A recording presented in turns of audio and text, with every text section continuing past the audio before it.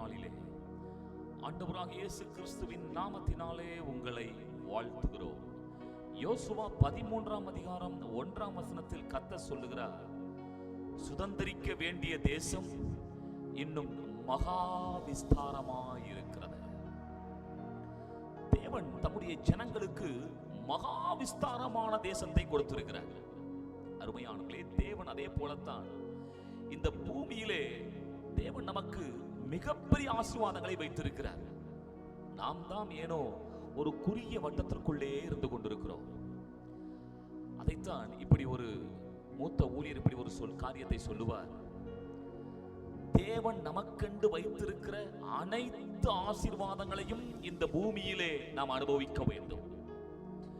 தேவன் நமக்கு கொடுத்திருக்கிற அனைத்து கட்டளைகளையும் நாம் நிறைவேற்ற வேண்டும். இந்த ரெண்டும் மிக முக்கியமானது.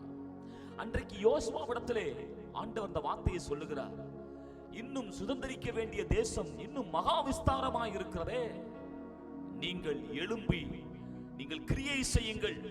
பிரியமானவர்களே, உங்களது எல்கைகளை நீங்கள் குறுகிய வட்டத்தில் அடக்கிக் கொள்ளாதிருங்கள். தேவன் உங்களை மகா விஸ்தாரமாய் மகா பெரிய ஆசீர்வாதங்களுக்குள் கொண்டு வர அவர் விரும்புகிறார். அன்றைக்கு நாத்தான் வேலையை பார்த்து சொன்ன அதே வார்த்தை, நீ இதிலும் பெரிதானவைகளை காண்பாய். இந்த வார்த்தையை நம்புவோம். இந்த வார்த்தையின்படியே கர்த்தர் நம்மை ஆசீர்வதிப்பாராக. ஆமென்.